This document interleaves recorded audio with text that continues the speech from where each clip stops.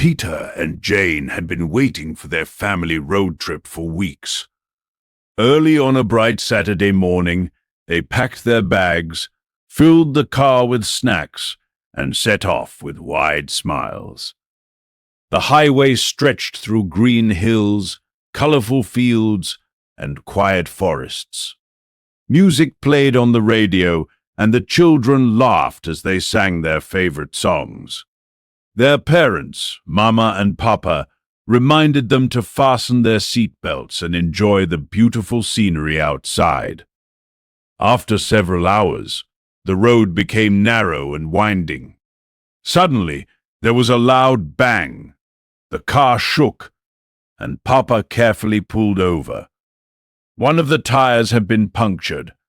There was no town nearby, so Papa decided to walk to the nearest service station for help. Mama stayed with the children beside the lonely road. As the sun slowly disappeared behind the mountains, darkness covered the forest.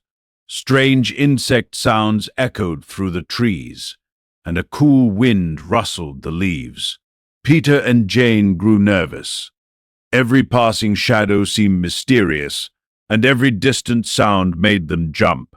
Mama tried to calm them with stories, but she herself looked worried.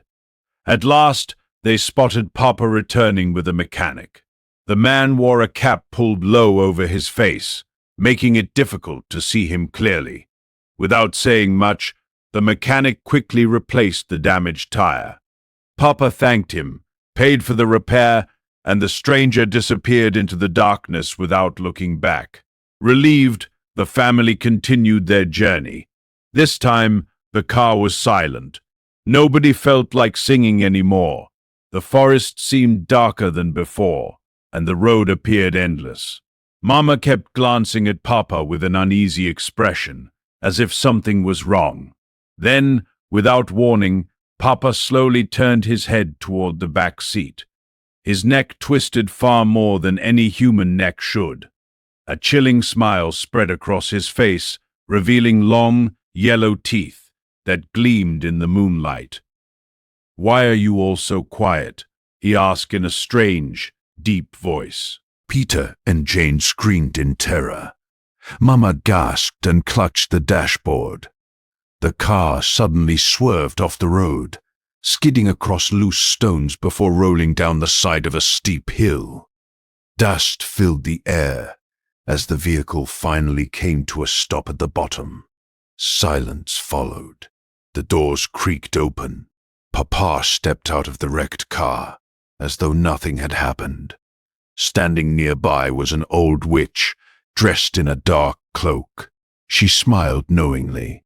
Papa bowed respectfully before her, and together they disappeared into the shadowy forest. Peter, Jane, and Mama stared in horror, wondering whether the man who had returned with the mechanic had ever been their real Papa at all. From that night onward, they never spoke of the terrifying road trip again, but they never forgot it either. It remained their darkest family secret. Hello everyone, welcome to Global Spoken English class. Have you ever wondered why some people speak English so naturally? The secret is simple. They listen to English every day. Listening is the first step to speaking. Before a child learns to speak, the child spends months listening to parents and other people. We can learn English in the same way. When you listen to English, the more you listen, the more confidently you will speak. Thank you for listening to Global Spoken English class.